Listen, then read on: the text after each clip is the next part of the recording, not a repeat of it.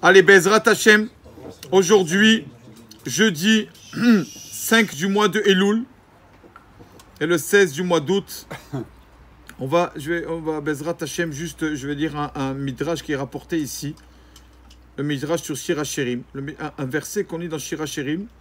Ce verset, on sait que Shir HaShirim, tout le monde sait que c'est entre guillemets, un roman entre Akadosh Baruch Hu et le peuple d'Israël, un chant d'amour, d'accord, entre Hachem et le peuple d'Israël. Et comme le mois d'Elul, aussi, c'est ce mois-là, d'accord, le signe, c'est Betula, c'est vierge. Donc justement, le signe zodiaque, c'est aussi Anil et Dodi, Vedodi, les initiales du mot Elul. Moi, à mon bien-aimé à moi, Kadosh Baruch Hu. Alors, il y a beaucoup de versets dans Shir HaShirim qui nous rappellent un peu ce qu'il se passe en Elul. Voilà un des versets de Shir HaShirim. Ani Yeshena, moi je dors, dit le peuple d'Israël. Moi, c'est-à-dire je dors, je n'ai pas assez servi mon Créateur. Je n'ai rien fait. Alors, Veli Bi'er, mais mon cœur est réveillé, c'est-à-dire c'est Akadosh Baruch Hu. Il m'attend, il est réveillé, il m'attend. Kol Dodi Dofek, la voix de mon bien-aimé tape. C'est qui mon bien-aimé? C'est Akadosh Baruch Hu. Akadosh Baruch Hu tape à la porte. Dofek, ça veut dire taper. Akadosh Baruch Hu tape. Et qu'est-ce qu'il dit à la porte? Kol Dodi Dofek. Pitrili achoti rayati unati tamati. Ouvre-moi, s'il te plaît. Ouvre-moi un peu la porte. Comme ça, Akadosh Baruch Hu demande. Ouvre un peu. Ouvre ton cœur. Que vous sautez. Et si cela là, je ne veux pas arriver à la nuit. Je ne veux pas arriver à Chazvé Shalom. Je ne veux pas que tu arrives à des moments de laïla, de nuit, d'obscurité, d'épreuves pour te réveiller. Hachem dit réveille-toi. Réveille-toi avant. Je n'aime pas t'envoyer des épreuves. Et qu'est-ce que le peuple d'Israël répond? C'est quoi la suite du verset dans Shir HaShirim? Non, Pachati et Koutanti, ça y est. Je me suis déjà mis en pyjama, ça y est, je vais dormir. J'ai pas envie de remettre mes habits, je peux plus ouvrir la porte, je suis fatigué. Je me suis lavé les pieds. Et je ne veux pas les salir. On dit à Kadosh Baruch Hu, ça y est. C'est bon, c'est maintenant. Alors, ça y est, je suis fatigué, j'ai pas la force de t'ouvrir la porte comme ça, on dit Chazvé Shalom. Il dit à Kadosh Baruch Hu est là, à la porte, il nous tape et nous dit allez, c'est Elul, ouvrez-moi un peu la porte. Et nous, on lui dit ça y est, Kadosh Baruch Hu. On est fatigué, on a l'habitude comme ça, on ne se fait pas au slichot. Voilà, dommage, il dit dommage quand on y est comme ça. Alors, qu'est-ce que le verset continue? Dodi shalach yado min hachor.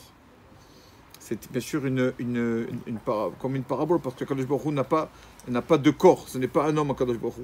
Il a envoyé sa main, c'est-à-dire quoi? Il s'est montré un peu, Kadosh Baruch Hu. Il a envoyé sa main, min hachor, s'il y avait un trou dans la porte, il a mis sa main.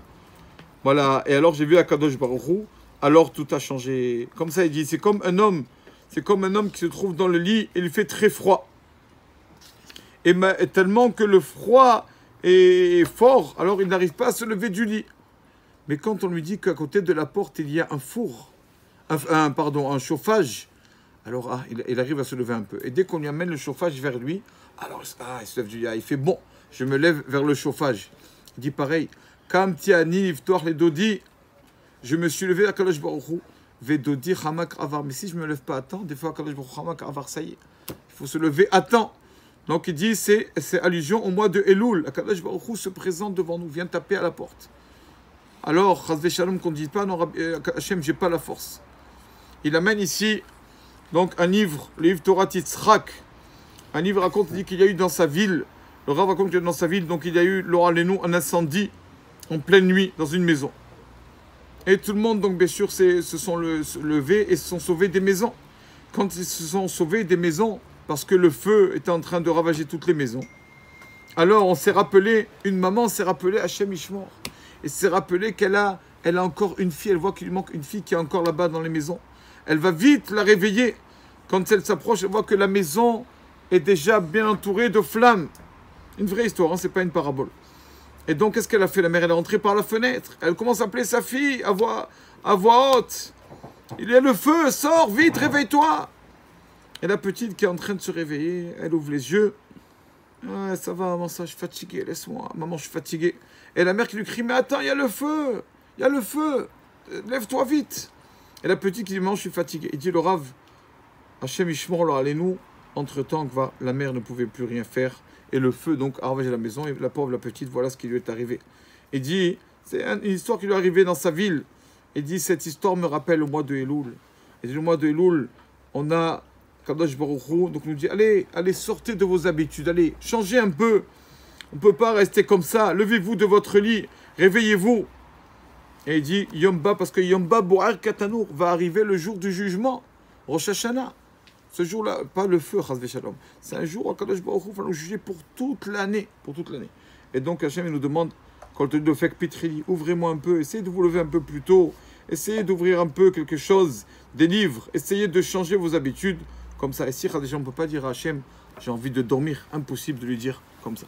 Donc c'est à moi le Teshuvah, j'ai une halakha du Rambam, il dit le Rambam de nos jours, on n'a plus les sacrifices pour faire Teshuvah, pour se repentir. Avant, quand il y avait le temple, le Beth Amikdash, on avait les sacrifices. Maintenant, plus de sacrifices. Alors comment on répare nos fautes? Hachem nous a, entre guillemets, nous a facilité les choses. Faites Teshuvah, se repentir, faire vidouille, et prendre sur nous de ne plus refaire ça, de ne plus refaire nos erreurs. Il dit le Rambam, même une personne qui a fait les 400 coups toute sa vie, d'accord, il était rachat, et au dernier moment, il a fait Teshuvah, El Mazkirin lo shum davar.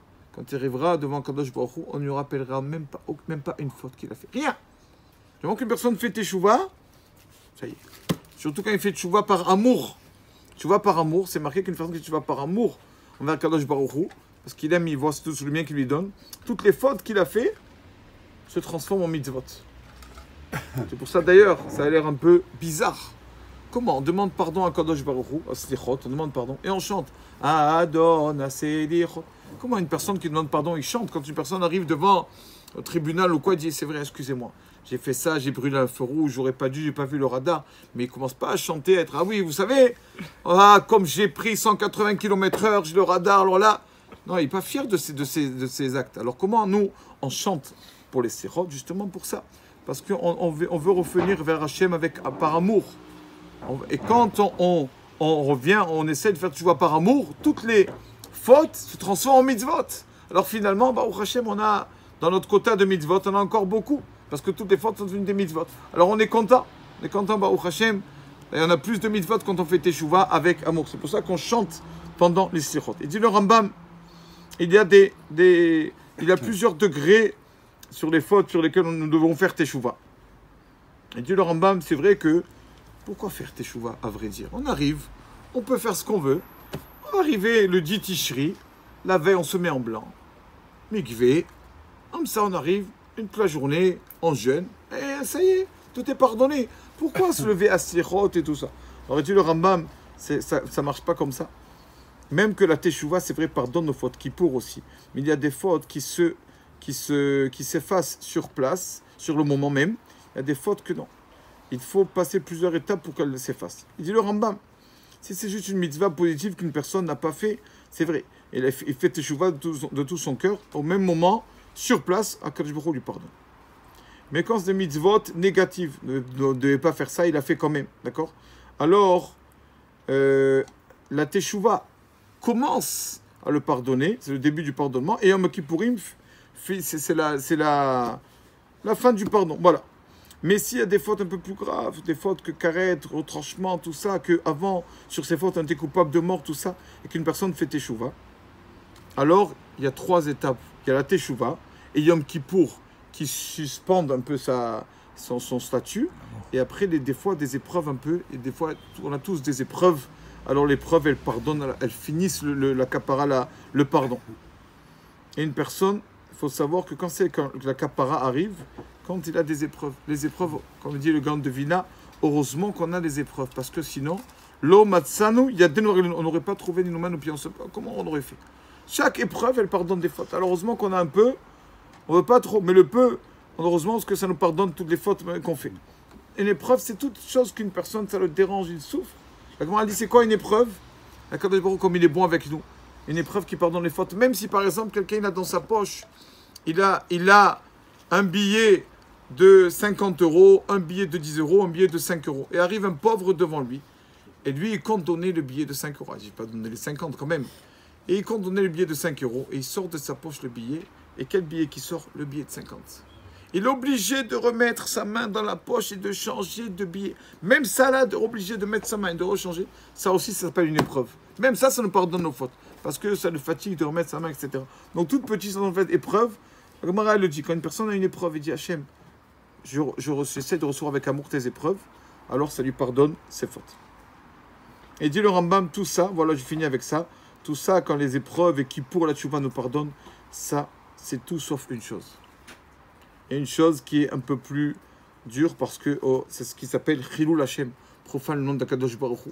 Quand on sait qu'on fait partie du peuple juif, on a la kippa, et malheureusement, on profane le nom d'Hachem, on se conduit mal aux yeux des autres nations. Et à cause de ça, on nous méprise. On dit, regarde celui-là, regarde, il fait des magouilles, il fait des embrouilles, regarde comme il parle, regarde comment il se conduit. Toutes choses qu'on peut faire en tant qu'étant personne du peuple juif. Et les personnes savent qu'on est juif. Et on fait ça, ça c'est Chilul Hashem. On profane le nom d'Akadosh Baruch Hu. Ça c'est on peut. Le Rambam dit c'est le plus grave. La Gemara dans Yoma. Que même si une personne fait Teshuvah, et a fait Kippour, il a eu les épreuves. Il a eu 3 choses. Kapara complète, pardon complet, c'est qu'après 120 ans. D'accord, le jour de sa mort, ça lui pardonnera tout ça. Voilà. Donc tout ça, ça suspend. Donc c'est vrai qu'il faut faire très, chacun à son niveau, mais on doit faire très attention à ça au Chilul Hashem. Baruch Adonai Leolam. Amen.